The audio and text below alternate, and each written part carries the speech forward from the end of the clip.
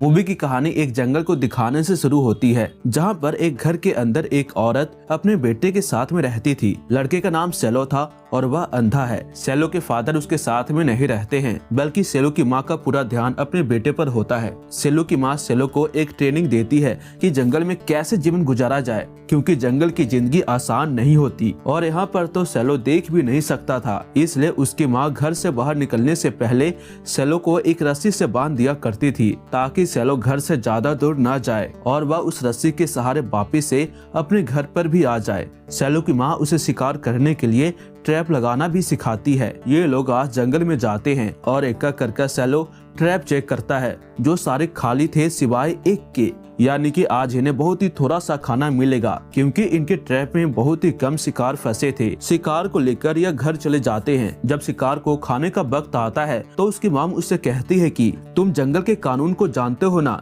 जंगल से जो कुछ भी हमें मिलता है उसका आधा हिस्सा हमें जंगल को वापिस लौटाना पड़ता है। इसलिए सेलो अपने शिकार के 2 हिस्से करके अपनी मॉम के साथ जंगल की ओर जाता है। उसके साथ में बंधी हुई रस्सी इतनी लंबी थी कि वह घने जंगल के पास में ही पहुंचता है। वह दूर से ही अपने आधे शिकार का हिस्सा जंगल में फेंककर वापस आ जाते हैं। अगले दिन ये दोनों मछली के शिकार पे जाते हैं, पर काफी देर से एक भी मछली न पकड़ पाने की वजह से सेलो की माँ उससे कहती है कि शायद ये कीड़े छोटे हैं, जिसकी वजह से मछली कांटे में नहीं फंस रही। तो यह सुनकर सेलो बड़े कीड़े लेने के लिए जंगल में चला जाता है, जहां पर वह जमीन पर हाथ मार मार कर कीड़े को ढूंढ रहा था। और तभी अचानक से उसके हाथ में एक जंजीर आ जाती है, जिसे महसूस करने पर वह हैरान हो जाता है, क्योंकि जंजीर से तो किसी चीज को बांधा जाता है। और वह सोचने पर मजबूर हो जाता है कि आखिर यहाँ पर कौन सा चीज कैद है। सेलो को इस जंजीर को हाथ लगाने से जंगल में हलचल मच गई थी, जिससे महसूस कर सेलो की माँ उसे खोजते हुए उसके पास में पहुंच जाती है और उसे डांटते हुए उसे कहने लगती है कि इतनी दूर तुम्हें किसने आने को कहा? तुम्हें पता है ना कि ये जंगल कितना ज्यादा खतरनाक है। सेलो अपनी मॉम को नाराज देखकर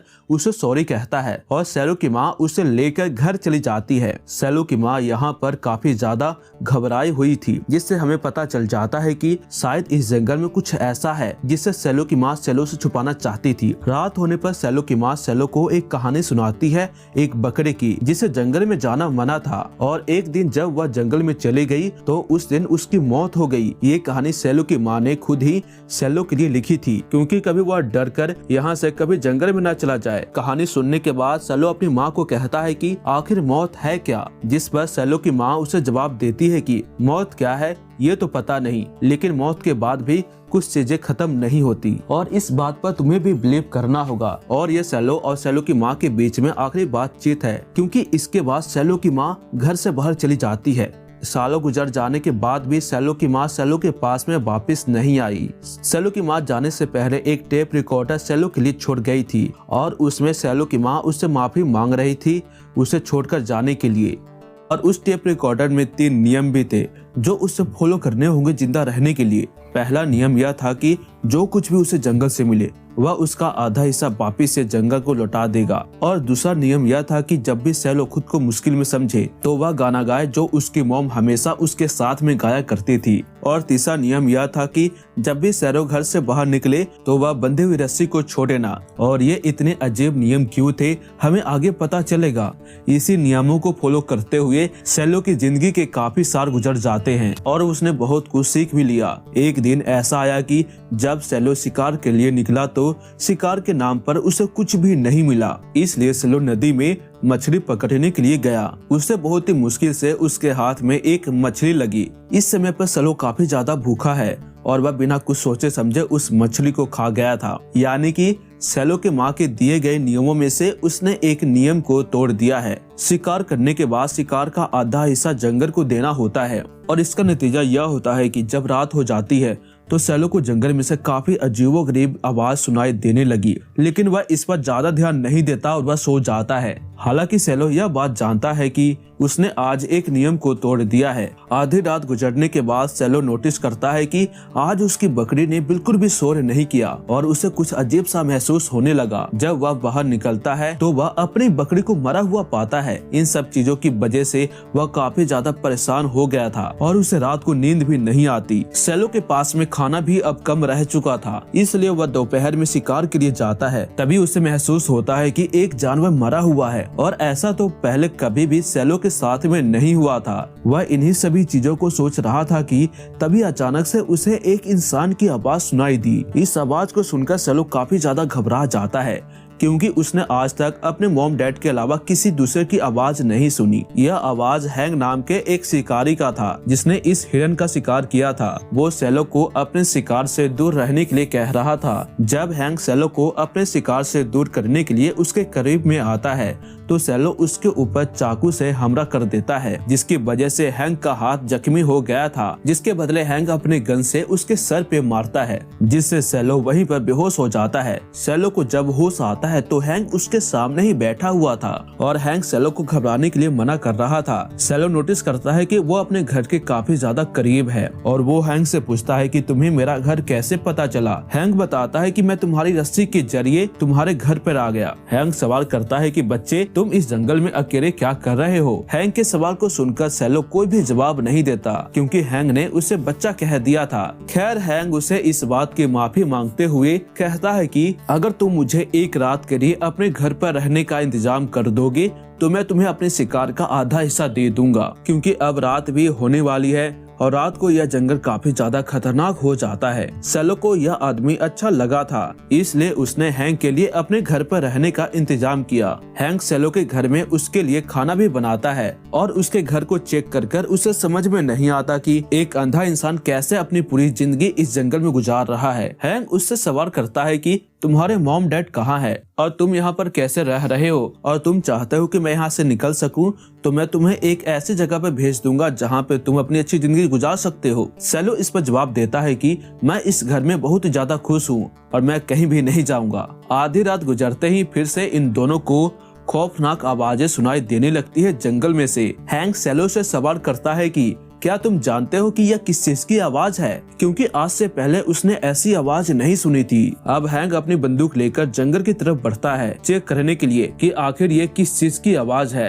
हैंग उस जगह पे जाता है जहाँ पर सेलो को जाने की इजाजत नहीं थी। हाँ, यह वही जगह है जहाँ पर सेलो हर रोज अपने शिकार का आधा हिस्सा दिया करता था। हैंग जो किसी भी खतरनाक जानवर को अपने बंदूक से मारने का फैसला किए हुए था, वह नोटिस कोई चीज उसके पीछे है और वह जल्दी से अपनी जान बचाने के लिए वापिस से घर में आ जाता है और वह सेलो से पूछता है कि क्या तुम जानते हो कि वह चीज क्या है जो मेरे पीछे पड़ी हुई थी। इस बारे में भी सेलो को कोई आइडिया नहीं था। खैर, अगले दिन हैंग को यहाँ से निकलना था, लेकिन उसके पास में पूरा हिरन था। वह सेलो से कहता है कि मुझे इस हिरन को संभाल कर रखना है, क्या तुम्हारे पास में ऐसी कोई जगह है? सेलो से ना का जवाब मिलने पर हैंग कहता है कि कोई बात नहीं, मैं खुद ही एक ऐसी जगह बना लूंगा जहाँ पर हिरन का गोश्त संभाल कर रखा जा सके, लेकिन इस काम के लिए मुझे कुछ जंजीरों की जरूरत होगी जिससे मैं इसे बांध सकूं। सेलो कहता है कि हाँ, मैं जानता हूँ कि जंजीर तुम्हें कहाँ मिलेगी, जंगल के बिल्कुल बीच में नदी के पास। ये वही जंजीर है जो सेलो को बचपन में मिली। ये दोनों उस जंजीर के पास में पहुँच जाते हैं। हैंग भी जंगल के बीच में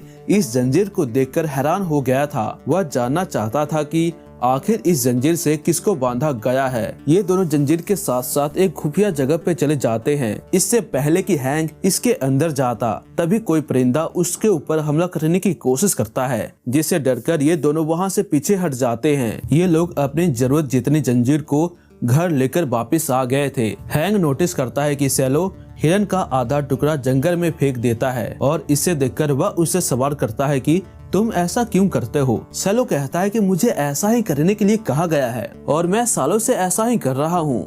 हैंग को ये सारी बातें काफी ज्यादा अजीब लगती है। उसे लगता है कि सेलो की माँ काला जादू वगैरह करती होगी। हैंग सेलो को समझाने की कोशिश करता है कि जिस चीज से तुम डर रहे हो वह शायद कोई जानवर हो। अगर तुम मेरा साथ दोगे तो हम बड़ी आसानी से उस जानवर को पकड़कर मार सकते हैं, जिससे तुम्हारा खाना तुम्हारे पास ही होगा और तुम्हें किसी और को देने की जरूरत नहीं होगी। लेकिन अब यहाँ पर प्रॉब्लम यह था कि सेलो की रस्सी इतनी बड़ी नहीं थी कि वो जंगल के अंदर जाकर हैंग की मदद कर सके। हैंग कहता है कि ये कोई प्रॉब्लम नहीं, ये दोनों बातों बातों में ही अच्छे दोस्त बन चुके थे। हैंग बहुत से कपड़े को फाड़ कर उसकी रस्सी के साथ बांध देता है, जिसकी वजह से उसकी रस्सी थोड़ी लंबी हो जाती है। ये लोग जंगल में चले जाते हैं, लेकिन जंगल में जाने पर अचानक से कोई सेलो पर हमला करके उसे पीछे की ओर खींचने लगता है। ये सब काफी अजीब था। सेलो इन सारी चीजों से काफी ज्यादा डर चुका था, इसलिए सेलो हैंक से कहता है कि तुम मुझे इस किताब में से कहानी पढ़ के सुनाओ, जो हमेशा से उसकी माँ उससे सुनाया करती थी। हैंक भी जंगल में होने वाले इस चीज से काफी ज्यादा परेशान था, इसलिए वह सेलो के सोने के बाद जंगल में चेक करने के लिए जाता है कि आखिर मामला है क्या। हैंक चेक करते हुए उसी जगह पे चला जाता है जहाँ पर किसी को जंजीर से बांधा गया था,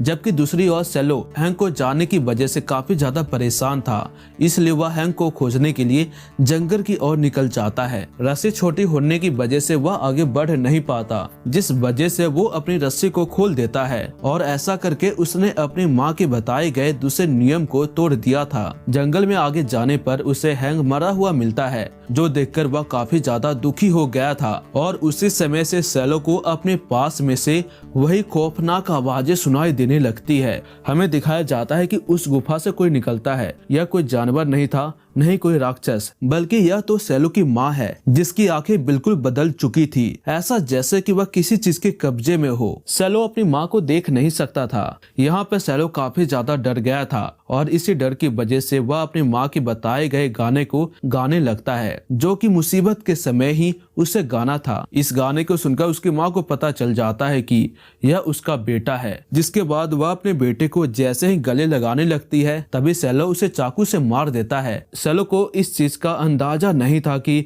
उसने अपनी माँ को मार दिया और उसकी माँ बोल भी नहीं पा रही थी। सेलो की आंखें भी अपनी मॉम की तरह हो गई थी। आखिर सेलो के साथ हुआ क्या था? उसकी पूरी फैमिली पे किसी किस्म का कर्ज था, जिसकी वजह से सेलो के डैड सबसे पहले किसी क्रिएचर में बदल गए। मूवी की शुरुआत में हमने देखा था कि सेलो ने अपने शिकार का आधा हिस्सा जंगल में फेंक दिया और ऐसा करने के लिए उसकी माँ ने उससे कहा था, यानी कि उसकी माँ को पहले से ही पता था कि उस जगह पे उसके पति रहते हैं। और इसके बाद में यह कर्ज सेलो की मोम पे आ गया, जिसकी वजह से सेलो की माँ सेलो को वहीं पर छोड़कर चली गई। जिसके बाद ये कहानी बिना हैप्पी एंडिंग के यहीं पे समाप्त हो जाती है।